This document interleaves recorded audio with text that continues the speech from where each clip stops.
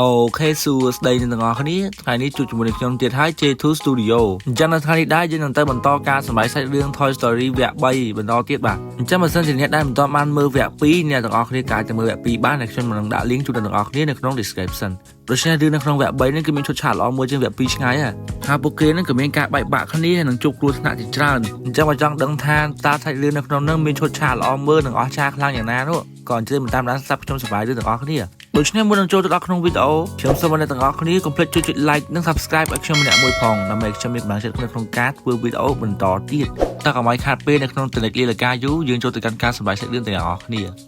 ដើមសាច់រឿងមកមានចោលប្លន់មាសប្រាក់ចេញពីក្នុងប្រទេសភ្លើងហើយក៏មានអ្នកដែលមករៀបរៀងការប្លន់នោះដែលម្នាក់នោះគឺជា Woody តែក៏ត្រូវបានប្រពន្ធរបស់លោកតាដំឡូងនឹងវាយគេឲ្យធ្លាក់ពីលើរថភ្លើងតែសំណាងល្អដែល Boss Eye និង Jessie បានមកជួយគេទាន់លោកតាដំឡូងបានជួយបំផ្ទុះផ្លូវរថភ្លើងហើយក៏រត់គេចខ្លួនជាមួយនឹងកូន alien របស់គាត់ដែលបានមកយក Woody បានឡើងទៅលើរថភ្លើងហើយចាប់ Frank បញ្ឈប់រថភ្លើងតែរថភ្លើងមិនអាចជប់បានភ្លាមនោះទេវាក៏រអិលចុះទៅក្រោមមួយសន្ទុះក្រោយមក Boss Eye ក៏បានជួយរថភ្លើងហោះឡើងមកលើដែលធ្វើឲ្យ Woody គេមានជីវិតរស់បានបន្តទៀតបន្ទាប់មកពួកគេនឹងក៏បានទៅបញ្ឈប់រាល់សកម្មភាពរបស់ចោលតែក៏ត្រូវបាន Slinky បានចេញមកជួយរុំព័ទ្ធពួកគេដោយបញ្ចេញថាមពលអ្វីមួយ Jessie ស្រែកហៅដៃសរសើរ Rick ឲ្យមកជួយ Rick ស្រែកមួយទំហឹងធ្វើឲ្យថាមពលមួយនោះមិនអាចទប់ជាប់តែក៏ត្រូវបានយានអវកាសរបស់តុក្កតាជ្រូកមកជួយគេបានស្រូបយកក្រុមចោលឡើងទៅលើហើយបានទម្លាក់ធំបំផ្ទុះចេញជាកូនចៅស្វាពណ៌ក្រហមហើយកូនចៅស្វាក្រហមជាច្រើនហ្នឹងក៏បានចាប់គ្នារបស់ពួកគេតែតាមពិតទៅរឿងទាំងអស់នេះវាគ្រាន់តែជាការលេងរបស់ Andy សោះម្ដាយរបស់ Andy បានថតវីដេអូកាលពីគេនៅក្មេងទុកជាអនុស្សាវរីយ៍តែនៅក្នុងពេលបច្ចុប្បន្ននេះ Andy គេមានវ័យធំហើយតែគេនឹងមានអាយុ17ឆ្នាំហើយគេនឹងត្រូវទៅរៀនបន្តនៅមហាវិទ្យាល័យថ្ងៃសុក្រម្ដាយរបស់ Andy បានឲ្យ Andy យករបស់របរដែលចាំបាច់ដាក់ទៅក្នុងប្រអប់ទៅមហាវិទ្យាល័យចំណែកឯរបស់ដែលមិនប្រើប្រាស់យកវាទៅលក់ចោលឬមួយក៏យកវាទៅបរិច្ចាគម្ដាយរបស់ពួកគេនឹងបានឲ្យ Molly នឹងនាងយករបស់របរដែលជប់ប្រើទៅបរិច្ចាគក្នុងប្រអប់សន្និស័យសូមបញ្ជាក់តិចអ្នកទាំងអស់គ្នា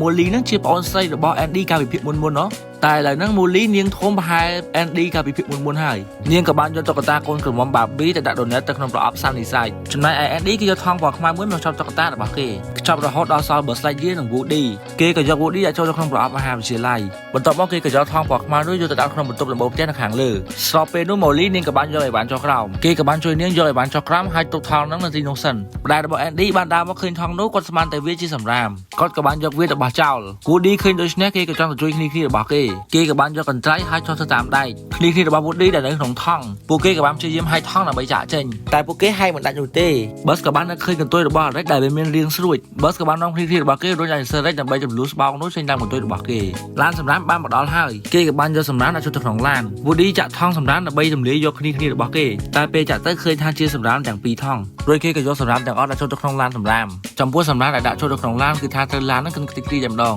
Woody គិតថាមិត្តភក្តិរបស់គេនឹងត្រូវបានកិនស្លាប់នៅក្នុងឡានសម្រាមនោះអស់ទៅហើយតែតាមពិតទៅពួកគេបានរត់ចេញពីក្នុងថង់សម្រាមបានមុនឡានមកដល់ Andy ឃើញដូច្នេះក៏មានការធូរចិត្តវិញពួកគេនឹងខំទៅកាន់ Andy ហើយនឹងយល់ច្រឡំថា Andy នឹងបានយកពួកគេបោះចោល Jessie នាងឃើញប្រអប់ទៅកាន់សន្និស័យនាងក៏បានហៅគ្នារបស់នាងឲ្យចូលទៅកាន់ក្នុងនោះ Woody ក៏បានមកសួរថាមានរឿងអ្វីគ្រប់គ្នាក៏និយាយថាពួកគេនឹងទៅកាន់សន្និស័យព្រោះតែ Andy នឹងបានបោះបង់ពួកគេចោលបាត់ហើយ Woody ក៏បានប្រាប់ទៅពួកគេថា Andy នឹងមិនបានបោះបង់អ្នកទាំងអស់គ្នានឹងចោលនោះទេគឺគេយកអ្នកទាំងអស់គ្នាទៅទុកនៅក្នុងបន្ទប់ខាងលើនៃដំបូលផ្ទះតែគ្មាននរណាគេនឹងជឿ Woody នោះទេ Woody អស់ចំនួននឹងក៏បានទៅរៀមប្រអប់នោះយកពួកគេចូលទៅក្នុងផ្ទះវិញស្រាប់តែម្ដាយរបស់ Andy នឹងបានដើរមកបិទគូតឡានហើយនាងក៏បានជិះឡានចាក់ចេញទៅកាន់សន្និស័យ Barbie នាងយំជាខ្លាំងដោយសារតែ Molly នឹងលែងត្រូវការនាងហើយបានបរិច្ចាគលានទៅកាន់សន្និស័យនៅទីបំផុតពួកគេនឹងក៏បានមកដល់សន្និស័យម្ដាយរបស់ Andy ក៏បានយកប្រអប់នោះចូលទៅខាងក្នុងហើយក៏បានជួយជាមួយនឹងអ្នកគ្រប់គ្រងដែលជាម្ដាយរបស់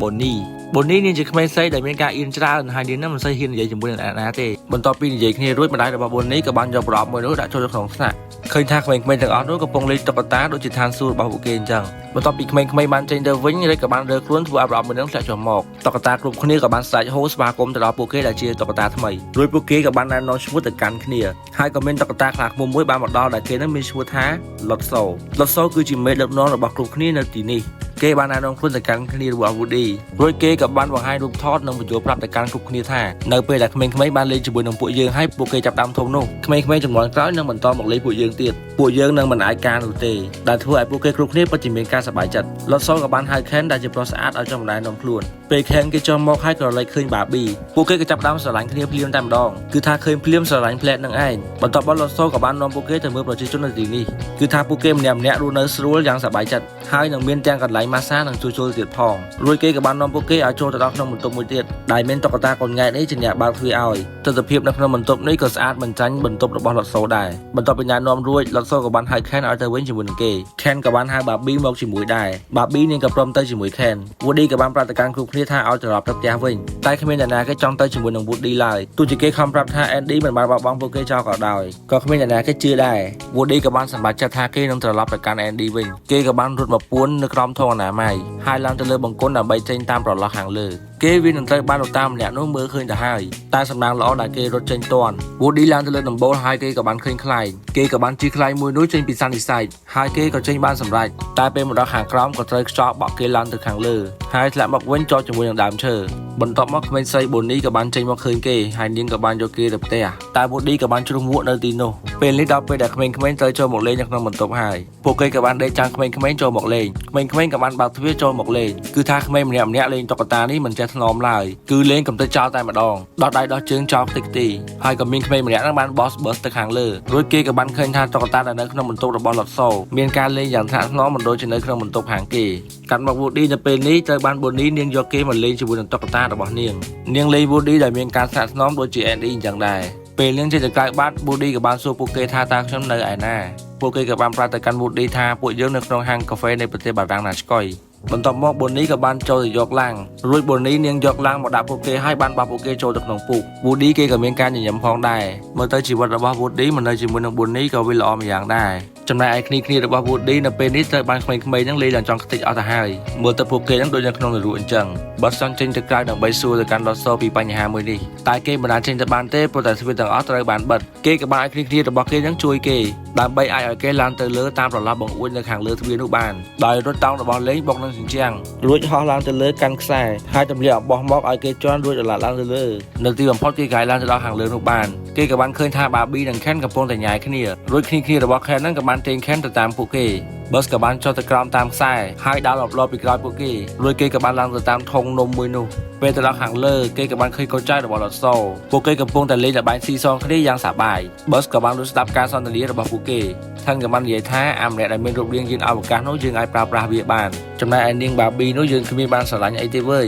Bus គេឮការសន្ទនាទាំងអស់ហើយគេក៏ប្រញាប់ដើរចាក់ចេញទៅវិញតែគេក៏ត្រូវបានតុក្កតាកូនង៉ែនោះឈរចាំចាប់បានហើយគេក៏បានបោះ Bus ទៅលើតុគ្នារបស់គេមើលទៅ Bus ប្រហែលជាមិនរួចខ្លួនទេនៅពេលនេះកាត់មក Woody វិញគេក៏បានដើរលបដើម្បីចាក់ចេញទៅផ្ទះរបស់ Andy តុក្កតាទាំងអស់គ្នាក៏បានសួរនាំថាហេតុអ្វីបានជាចង់ចាក់ចេញតើនៅទីនេះមិនសប្បាយតែមែនឬទេ Woody ក៏បានឆ្លើយថាទេវាសប្បាយណាស់ប៉ុន្តែខ្ញុំមានម្ចាស់ហើយរួចគេក៏បានបង្ហាញស្បែកជើងដែលមានឈ្មោះរបស់ Andy ឲ្យពួកគេមើលតុក្កតាទាំងអស់នោះក៏បានសួរពីអាសយដ្ឋានផ្ទះរបស់ Andy Woody គេក៏បានស្គាល់ដែលផ្ទះរបស់គេគឺនៅផ្លូវ234ពួកគេក៏បាននាំគ្នាជួយ Woody កាត់មក Bus នៅពេលនេះត្រូវបានគ្នារបស់ Lotso ចាប់ចង Lotso ក៏បានបើកទ្វារដើរចូលមកគេក៏បានដើរទៅស្រែចំណង Bus រួចបានឲ្យ Bus ចូលក្នុងក្រុមរបស់ពួកគេគ្រប់គ្នាក៏បានទះដៃអបអរសាទរទៅកាន់ Bus តែមើលទៅទឹកមុខរបស់ Ken ដូចជាមិនពេញចិត្តសោះ Bus ក៏បានសុំទៅកាន់ Lotso ថាឲ្យគ្នារបស់គេនឹងចូលមកកាន់ក្នុងបន្ទប់នេះដែរ Lotso ក៏បដិសេធរួចគេនឹងក៏បានបញ្ចុះបញ្ចូលទៅកាន់ Bus តែ Bus គេមិនព្រម Lotso ក៏បានបញ្ចេញចរិតពិតចេញមកហើយគេក៏បានឲ្យតុក្កតាកូនង៉ែនោះចាប់ Bus ចងវិ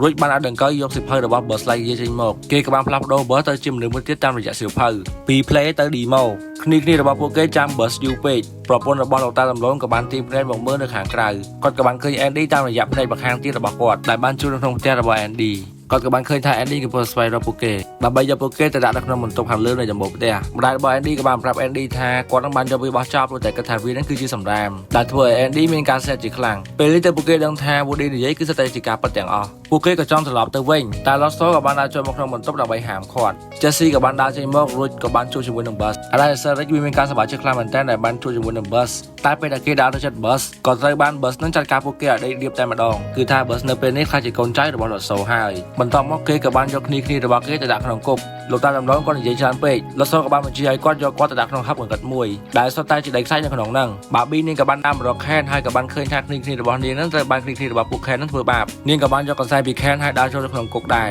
ហើយ Lotso ក៏បានឡើងទៅប្រកាសប្រាប់ពួកគ្នាថាបើពួកឯងចង់ស្រួលទៅនៅក្នុងសន្និសីទនេះហើយក៏រត់ទៅតាមបញ្ជារបស់យើងបើអ្នកណាហ៊ាននៅនឹងច្បាប់នោះពួកគេនឹងត្រូវឈឺខ្លួនដូចជាគ្នារបស់ឯង Woody នេះអញ្ចឹងគេក៏បានបោះមួកទៅកាន់គ្រប់គ្នាទុកជាការគំរាមតែតាមពិតទៅវារើសបានសោះហ្នឹងចំណែកឯ Woody នៅពេលនេះគេក៏អាចស្វែងរកទីតាំង របស់គេឃើញដែលវានឹងគឺនៅមិនឆ្ងាយពីផ្ទះរបស់ប៊ូឌីនោះទេប៊ូឌីពិតជាមានការសប្បាយចិត្តយ៉ាងខ្លាំងគេក៏បានអរគុណទៅកាន់គ្រប់គ្នាហើយបាននិយាយលេងទៅកាន់ពួកគេថាបើមាននរណានឹងបានត្រឡប់មកពីកាន់សន្និសីទជួយប្រាប់ពួកគេផងថាប៊ូឌីនឹងបានរកផ្ទះរបស់គេវិញឃើញហើយតុក្កតាដលក៏បានសួរគេថាហេតុអ្វីបានជាឯងនឹងអាចគេចខ្លួនចេញពីសន្និសីទបានប៊ូឌីក៏បានសួរថាតើមានរឿងអ្វីនៅសន្និសីទតុក្កតាទ្រីស៊ីក៏បានប្រាប់ថាតុក្កតាឆាខលនឹងប្រាប់ឯងពីរឿងទាំងអស់នេះតុក្កតាឆាខលនឹងបាននិយាយថាខ្ញុំនិងឡូសូគឺជាមិត្តនឹងគ្នាហើយពួកយើងមានម្ចាស់ដែលមានឈ្មោះថាដេស៊ីនាងស្រឡាញ់ពួកយើងខ្លាំងណាស់ប៉ុន្តែចំពោះឡូសូគឺនាងស្រឡាញ់ជាងគេប៉ុន្តែនៅថ្ងៃមួយឪពុកម្ដាយរបស់នាងក៏បាននាំពួកយើងទៅដើរលេងនៅកន្លែងមួយពេលដែលកំពុងអង្គុយលេងនោះនាងក៏បានគេងលក់រួចម្ដាយរបស់នាងក៏បានយកនាងទៅផ្ទះដើម្បីយកពួកយើងឡូសូគេមិនបានបបងដេស៊ីនោះទេគេក៏បាននាំពួកយើងបន្តដំណើររហូតទៅដល់ផ្ទះរបស់ដេស៊ីវិញតែពេលទៅដល់ក៏បានឃើញថាដេស៊ីនាងផ្លាស់ប្ដូរតុក្កតាបាត់ទៅហើយដែលមានរូបរាងដូចជាឡូសូបែបបិទឡូសូក៏បានប្រែក្លាយទៅជាតុក្កតាអាក្រក់ពួកយើងក៏បានអស់សង្ឃឹមរហូតដល់រកឃើញសន្និសីទឡូសូក៏បានទៅកាន់កាប់សន្និសីទព្រមទាំងបានរៀបចំប្រព័ន្ធច្បាប់ទាំងមូលចាប់តាំងពីពេលនោះមកខ្ញុំនិងឡូសូលេខថាជាមិត្តនឹងគ្នាទៀតហើយនៅថ្ងៃមួយខ្ញុំបានខូចខាតប៊ូនីនាងក៏បានមកជួបជុលខ្ញុំរួចនាងក៏បានយកខ្ញុំមកផ្ទះចំពោះតុក្កតាផ្សេងទៀតពួកគេនឹងគ្មានសំណាងដូចខ្ញុំនោះទេដូច្នេះបើសិនត្រឡប់ទៅសន្និសីទវិញគឺដូចជាទៅកន្លែងអ្នកទោសអញ្ចឹងស្អីឡើងប៊ូឌីក៏បានទៅជួយគ្នារបស់គេដោយគេចូលទៅក្នុងកាបូបរបស់ប៊ូនីហើយគេក៏បានឡើងទៅខាងលើដល់រហូតដល់បន្ទប់គ្នារបស់គេឃើញថាក្មេងៗទាំងអស់នោះនឹងលេងគ្នារបស់ពួកគេដោយគ្មានការថែទាំនោះទេគឺថាលេងបំផ្លាញយកតែម្ដងបន្ទាប់មកក៏មានទូរស័ព្ទតុក្កតាទេមកប៊ូឌីក៏បានទៅលើកនិយាយហើយតុក្កតានោះក៏បានប្រាប់ទៅកាន់ប៊ូឌីថាឯងមិនគួរមកទីនេះវិញទេប៊ូឌីក៏បានសុំទៅកាន់តុក្កតាទូរស័ព្ទនោះឲ្យជួយប្រាប់ផ្លូវចេញពីកាន់សន្និសីទដើម្បីឲ្យគេអាចជួយគ្នារបស់គេរត់បានតុក្កតាទូរស័ព្ទនោះក៏ព្រមជួយផ្លូវដែលអាចចេញពីសន្និសីទនេះបានគឺមានតែកន្លែងធំសម្រាប់នោះតែមួយគត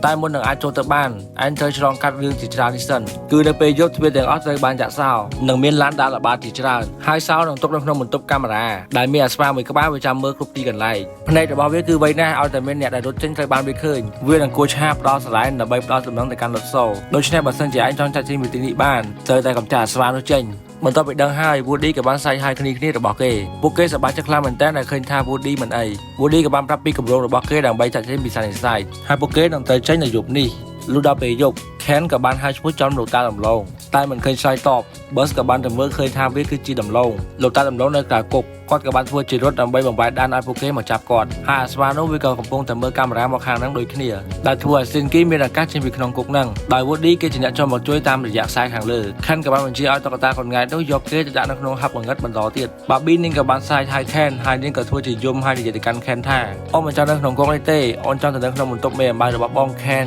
គេមិនអាចមើលស្អីស្អាតរបស់គេយំបានទេគេក៏ព្រមយក Barbie ចេញទៅជាមួយពេលនោះលោកតាដំឡូងបានដល់ដៃដល់ជើងរបស់គាត់ហ្នឹងចេញតាមប្រឡោះមួយចំណែកឯ Woody និង Slinky យករហូតទៅបុកនៅអាស្វានោះដោយបុកវាពីក្រោយធ្លាក់នឹងប៊ូតុងចុចអាស្វានោះវាក៏បានរត់ទៅរកប៊ូតុងតែក៏ត្រូវបាន Woody ទាញខ្សែតាក់ជើងវាអាស្វានោះវាក៏បានហត់ទៅវាយ Woody Slinky ក៏បានយកស្កុតរត់ទៅបិទជុំវិញអាស្វានោះចំណែកអាជ្រូកនិងអារិចក៏បានធ្វើជាវាយគ្នា Bus ក៏បានចូលមកខាត់ក៏ត្រូវបាន Jessie និង Boo ស្អាយទម្លាក់ប្រអប់មកគ្របគេជាប់បានសម្រេចរីអា Slinky ក៏បានយកសោបាញ់ទៅក្នុងបន្ទប់ Jessie នាងក៏ទទួលបានសោដោយជោគជ័យបន្ទាប់មកនាងបានបោះនំមួយដុំឲ្យលោកតាដំឡូងដើម្បីឲ្យគាត់ដាក់ដៃដាក់ជើងចូលទៅក្នុងនឹងបន្ទាប់មកគាត់ក៏បានឡើងទៅមើលរថសូឃើញថាគេនឹងកំពុងតែដេកលក់យ៉ាងស្រួលគាត់ក៏បានយកកញ្ចក់ម៉ូតូបញ្ចាំងជាសញ្ញាដើម្បីឲ្យគ្នារបស់គាត់ឃើញហើយប្រពន្ធរបស់លោកតាដំឡូងក៏បានចាក់សោទ្វារដើម្បីចេញក្រៅចំណែក Barbie នាងឲ្យ Ken ប្រកាសអាវស្អាតៗដើម្បីបង្ហាញនាងមើលអូយនិយាយដល់សោកកនេះពេល Ken គេចេញមកវិញក៏បានបាត់ Barbie រួចនាងក៏បានហក់ជន់ក Ken បន្ទាប់មកនាងក៏បានយកអាវដែលមានតម្លៃរបស់ Ken មកហាយចោលរហូតដល់ Ken គេព្រមប្រាប់ការពិតថាឡូសូបានបដូរវត្តស្លាយយាតាមរយៈសិភៅ